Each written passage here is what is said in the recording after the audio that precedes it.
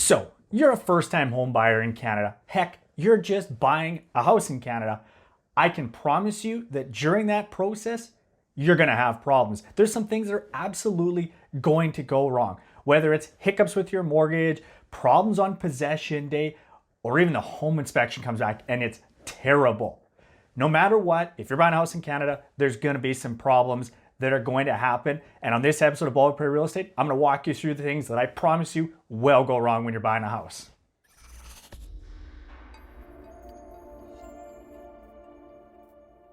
Hey everyone, welcome back to another episode of Bald Prairie Real Estate, where I educate you all about real estate. If you're new here, my name is Matthew Pfeiffer. I'm a real estate agent from Regina, Saskatchewan. I focus on Canadian real estate, but I promise you, if you're buying a house, doesn't matter where you are, these types of videos will help you through that process. This is going to be focused on Canadian real estate topics, and if you subscribe to Bald Prairie Real Estate, I've been told not only will you never miss another one of my awesome Canadian real estate market updates, but the real estate gods will look kindly on you and you're gonna get 10% off on your next home purchase. So go ahead, hit that subscribe button down so you can get that. This is gonna be about the process of buying a house, the problems that I promise you will come up if you are buying a house. I have yet to have a single person buy a house and not have a problem like this come up. So let's walk you through them so you know what to anticipate. As a friend once told me, there's no problem out there that you can't make worse. So just relax when these things come up. We'll find a way to solve them for you.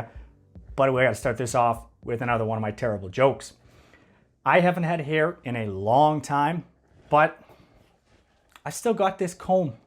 I just can't part with it. I love surprises at Christmas time. I don't like them so much when I'm buying a house. As a first-time home buyer, I can promise you that a few things are gonna come up and surprise you through the process. Don't be alarmed, this is going to happen. But let's talk about a couple of things that I see a lot of first-time home buyers get surprised by so you know what's going to happen. First off is going to be hidden fees. Now, these aren't necessarily hidden, they're more likely known as unknown fees. You didn't expect them to come up. If you are buying a house in Canada and you have less than a 20% down payment, you're required by law to have mortgage default insurance. A lot of people will call this CMHC fees, and that can range from about 2.5% to 4%. So this could be a lot of money, tens of thousands of dollars that gets added onto your mortgage that you didn't know was gonna come up, and that's gonna increase your mortgage payments. So that's the first one. Another thing that I see a lot of people get surprised by in the fees category is legal fees. Budget probably 1 to 2% of your purchase price for legal fees. You're going to have land transfer taxes in a lot of jurisdictions. This can easily be tens of thousands of dollars, so know about that as well. And property taxes. Sometimes you have to pay property taxes up front, so know what those fees are going to be, because that's probably the number one thing that I think comes out and surprises home buyers, especially first-time home buyers. But hey, it's okay. You're a first-time home buyer, you've never been through this process before. Just be aware that there's going to be some surprises when you are buying a house. I've been told though that if you subscribe to Bald Prairie Real Estate, it reduces those surprises by 7%. So go ahead and hit the subscribe button right now. Of course, when you're buying a house, one of the most important things you want to do is get a home inspection. So what happens when that home inspection comes back and there's problems? You just run away right away and go find another house to buy? It's going to be tough to find a house that you can actually buy if every home inspection, when it comes back, there's a deficiency that you walk away. So you have to think about tolerance, because I have done an awful lot of home inspections over my years in the real estate business, and I have yet to find a single house that didn't have a single problem. I'm waiting for that unicorn house to show up. Now, what if this house has significant problems? Should you turn and run away? Well, it depends how significant those problems are, and are they major issues? What constitutes a major issue or a very big problem? You know, people say you got to get a house with good bones, right? What the heck does that mean? Well, I've done a video on that. You can check it out right there. That is all the kind of major problems that could come up in a house.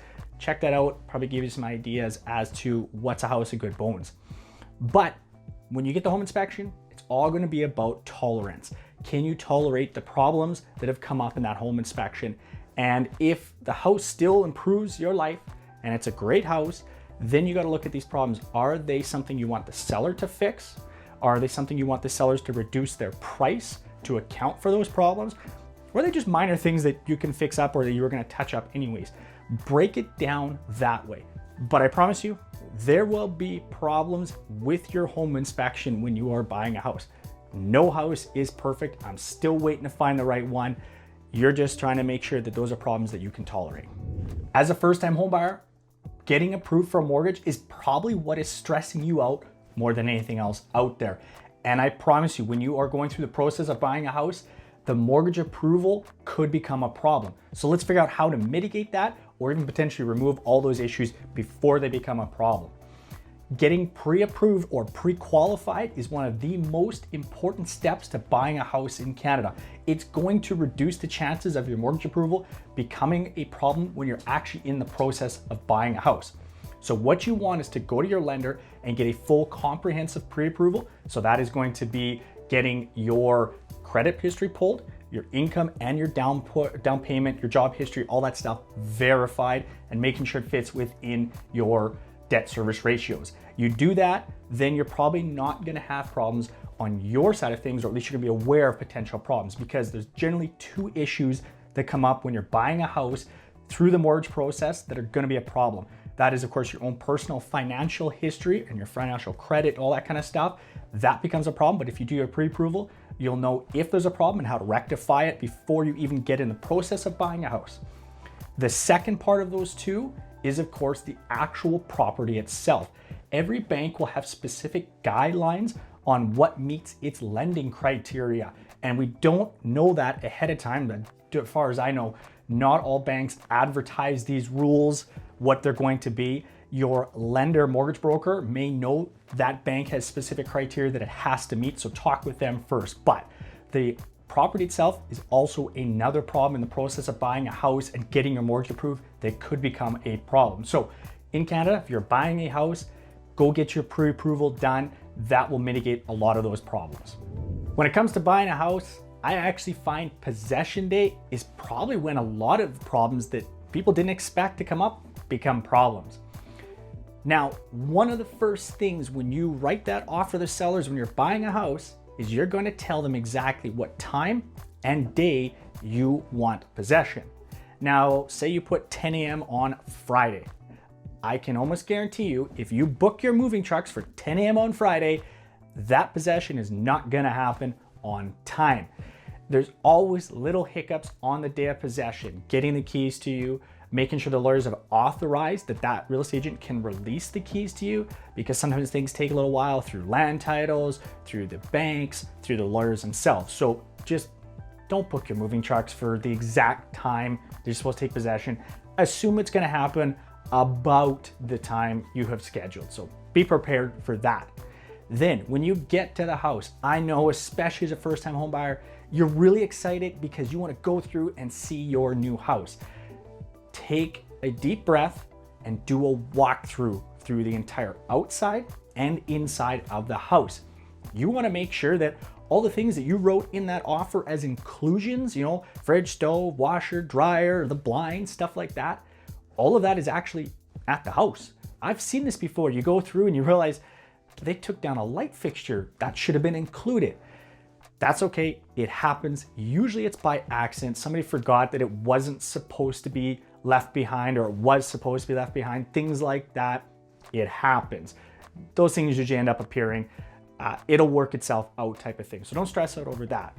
I can also promise you that there's gonna be some damage to the house when you go through it. There's gonna be some nicks, some dings, some scuffs on the floor, stuff like that. People try really hard not to wreck the house, but it happens. You bang the sofa against the entryway closet door or something like that. It's okay, it's gonna happen. Minor problems, minor scuffs, dings, not a big deal. Of course, if the house is trashed, or maybe they're missing all of the appliances that were supposed to be included, that's a different problem all in itself. Unfortunately, that's probably gonna mean you're gonna have to go to small claims court or something like that. But just know that on possession day, you're gonna have some hiccups. It's not gonna go perfectly.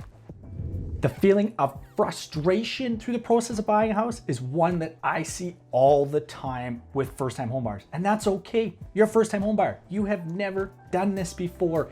It's okay to feel stressed out and a little emotional. It's going to happen. There's usually two reasons why buyers are feeling frustrated that they're not going to find a house. The first one is they're losing out on some of those really hot Canadian real estate markets in multiple offer situations. And the second one is this feeling of despair. Oh my God, I'm never gonna find a house that works for me. Let's talk about the first one, losing out on those multiple offers. Ask your real estate agent, why are we unable to be successful purchasing the homes we want? Usually it's gonna come down to kind of a couple of different things. First one, look at your offer prices. Is that below what the sellers are expecting? What about your conditions? Maybe that's a challenge that the sellers don't want to work with, or other offers are more competitive with the conditions they've offered. And possession day. Those three things I find are very influential in whether your offer is going to get accepted or not. So talk to your real estate agent about those. Another thing you can ask is if your real estate agent can present your offer directly to the sellers. I find this greatly improves the chances of getting offers accepted when that agent of yours can sit down directly with those sellers and explain why they should take your offer. The feeling of despair though, oh, I'm never gonna find a house that works for me, that's okay too.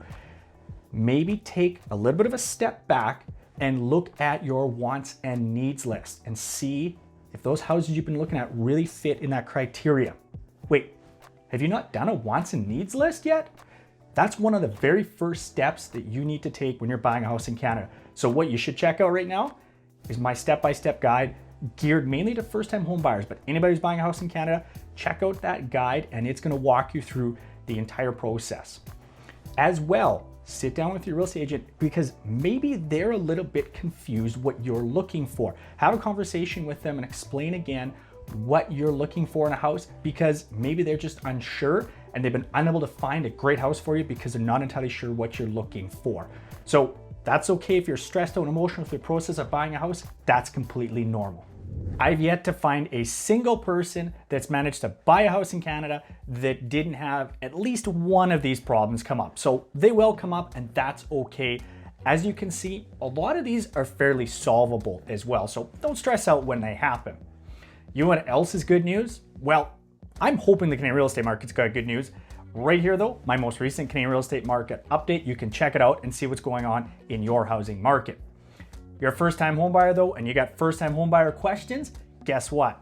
Right here, first-time homebuyer playlist, that's gonna get all those questions answered. As always guys, thanks very much for watching.